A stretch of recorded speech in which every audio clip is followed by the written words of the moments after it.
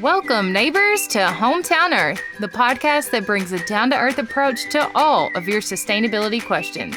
I'm your host, Lena Sanford, here on the Believe Podcast Network, the #1 podcast network for professionals. Here, we believe that everyone can change the world. Do you believe? I'm a Midwest gal with big dreams to discover what it takes to reduce my impact on this beautiful place we call Hometown Earth. Join me every Tuesday as we navigate what actions we can take, big or small, to make a positive impact in your life and the lives of your neighbors on Hometown Earth. How long have you been using carton milk? I can say I have for a while now, so I was beyond excited when I found a new and easy way to make plant-based milk with Joy. Joy is a minimally processed nut base with no added sugar and comes in 100% recyclable packaging, unlike traditional plant-based milks. My homemade biscuits have never been fluffier, and my sauces have never been creamier, thanks to adding Joy. Mix it up how you like it on your own terms. For 10% off of your purchase of Joy, visit addjoy.com, that's ADDJOI.com, and type in the code Lena Sanford. Hello, neighbors. I hope I'm finding you well today, wherever you are. I want you to take another deep breath with me and get in the mindset that you are a powerful individual with the ability to change the world. I want you to open your mind and join me as we discuss conscious consumerism, which sounds like a pretty complex term, but it just means the increased awareness of our purchasing decisions. It's trying to use our purchasing power to make a positive social, economic, and environmental impact. Or, if you've ever heard the phrase, vote with your dollar, it's the same idea. And later on in this episode, I will address ways other than using your purchasing power to make an impact, and that will really move the needle towards making real environmental change. So stick around. But I want to clear the air first. On last week's episode, I came clean about something. I became paralyzed about purchasing anything because I was so scared of the negative impacts it would make on the planet and the people who made those products. I got overwhelmed by all of the knowledge I was consuming and not knowing what to believe or where to look. And when I realized all of those bad things, and bad things are totally in air quotes here, but the bad things that I could be doing, I just felt environmental guilt and even a social guilt of judgment from other people. I want to break the shame and blame cycle that is associated with sustainability. I've said it before and I will say it again. It is incredibly important that you give yourself some grace when you are trying to live a greener lifestyle. You can't be scared to do the wrong thing.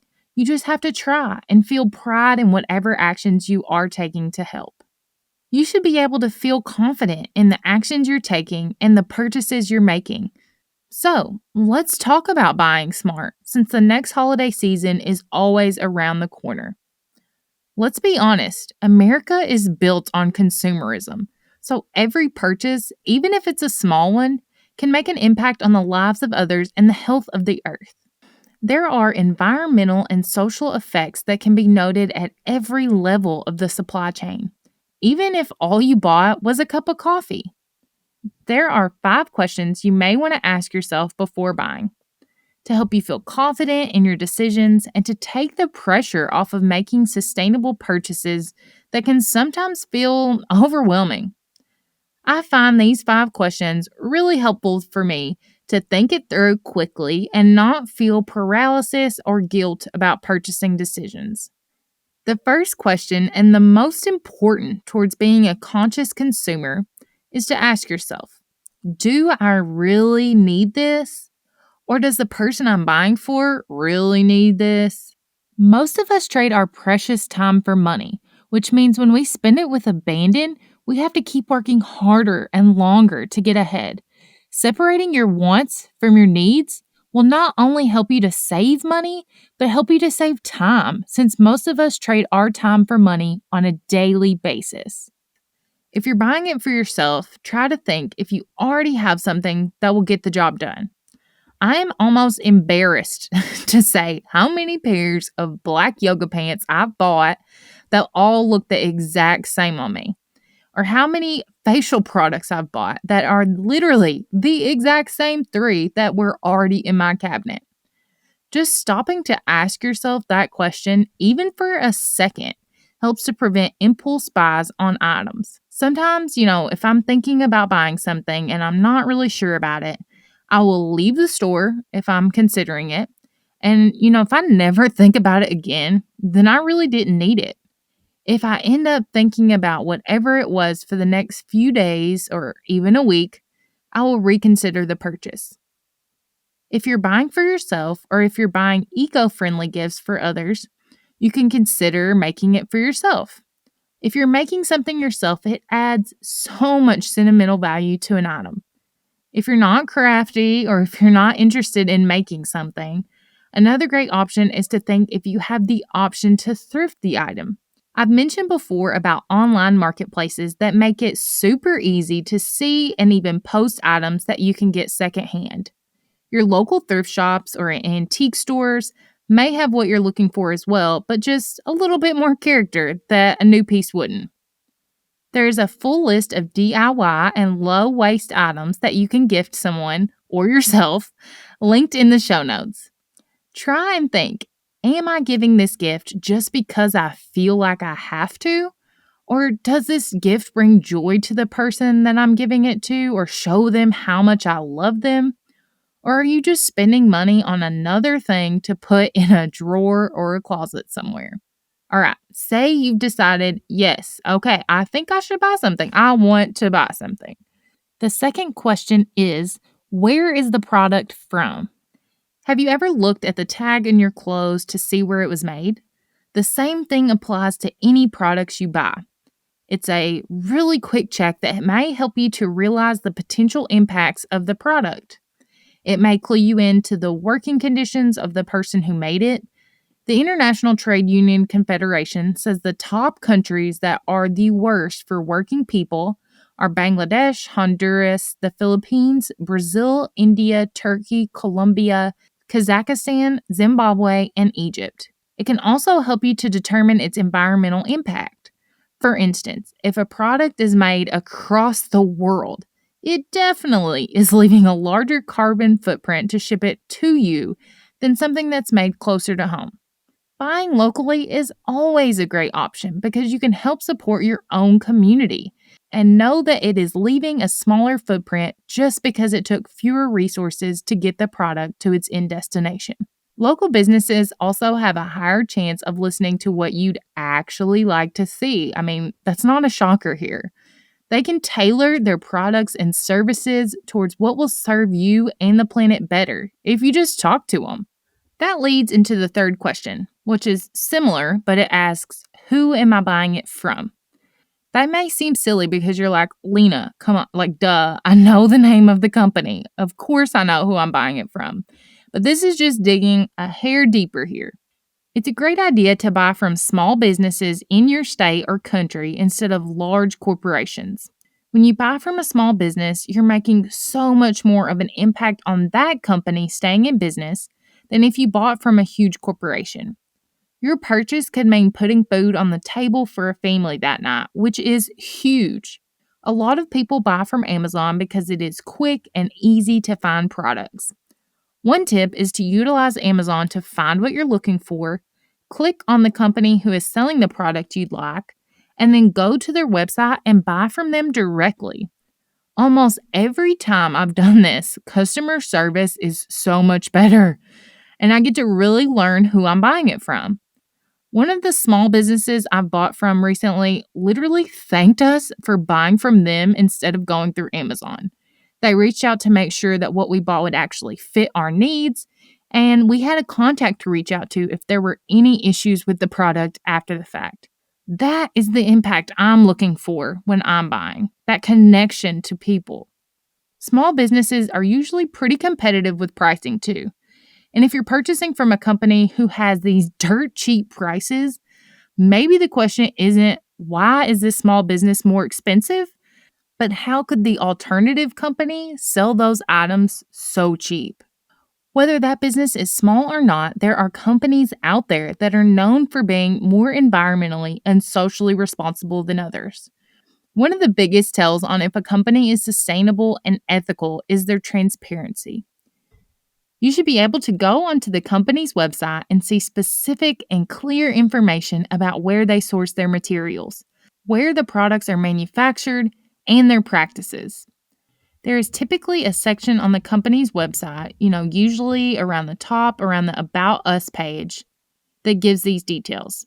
So if they're hard to find or if they aren't there at all, you may have a red flag. Trust that gut feeling you have and follow it up with research. Email the company if you have to. It takes like 5 seconds from clicking the Contact Us and tell them you would like to know more about their supply chain. You can see if the item is fair trade certified or, some companies that are B Corp certified will proudly name it on their website. B Corp certification means that the company has proven that it has the highest standards of social and environmental performance, that they are transparent to the public, and that they harness their profit and growth and use that power to make a greater impact on their employees, their communities, and the environment. bcorporation.net says the B Corp community works towards reduced inequality, lower levels of poverty, a healthier environment, stronger communities, and the creation of more high-quality jobs with dignity and purpose. Essentially, it's a new definition of success that all companies should strive for moving forward. But if a company doesn't have any certifications, it's okay. We don't have to cancel them out. Look to see if they have outlined where they need to improve and see if they have a date set on when they plan to make those changes by. One thing to note is not to get confused by greenwashing. Greenwashing, also known as green sheen, is when companies spend more time and money claiming to be green through marketing rather than actually implementing business practices that minimize environmental impact. It is misleading to buyers and usually leaves the effort of actually being green in the buyer's hands. Like having recyclable packaging because it saves the company on cost, but the consumer still has to recycle the packaging afterwards. Some other examples of greenwashing include using images of plants and green imagery to convince buyers at first glance that they're environmentally friendly, but giving no proof of actually being environmentally friendly. Misleading labels with no factual evidence, for instance, having 100% eco-friendly on the label without any further information or proof. And maybe they have hidden trade-offs, such as saying that they use products that are made from recycled material, which at face value, that would be great. But then they omit the fact that they were processed using excess water or energy, or that they use toxic chemicals in the final product. So, now that we've decided that we have a brand that's responsible to buy from, the fourth question to ask yourself is how long will it last? You can usually tell by looking at how a product was made if it is quality or not. You don't want to have to invest in a product and then turn around a year later and have to buy it again because it didn't hold up, or throw it in the trash because it's taking up space in your oh so coveted junk drawer, which makes you think about the product's end of life. The end of life for a product just means the product is at the end of its useful life. So where does it go? Will it go to the landfill, or will you be able to recycle or return it at the end of life? For an example, things like consumer electronics, such as printers, trendy electronics, or mobile devices, are known to have a short life cycle. Maybe how long the product will last depends on how long you plan to use it. If you plan on using something every day, it may wear down quicker. So you'd want to buy something that is more durable or of a higher quality. Or maybe you can use it in a different way when it's done. If you're planning on using something only once, like an outfit for an event, the best option may be to rent or to borrow. So there you go. You just thought through it and you've either bought, rented, or DIY'd your eco-friendly product, and you should feel freaking good about it. The final question to ask yourself is just a little bit different, and it asks, what else can I do? If you really want to move the needle on making environmental change, There are a few things that you could do that don't involve using your purchasing power. If you have the option to, you could ask people who may be buying you gifts to donate the money to environmental organizations like the Environmental Defense Fund instead. Or maybe you ask them to re-gift you the things that they don't use but that you may need, or to DIY your gift. You can use your voice to vote in and support environmentally conscious representatives at all levels of government and hold them accountable. This is where real change can happen towards implementing climate action initiatives. Something like emailing your representative to see what they're doing to help your community live a healthier, longer life is a good starting point.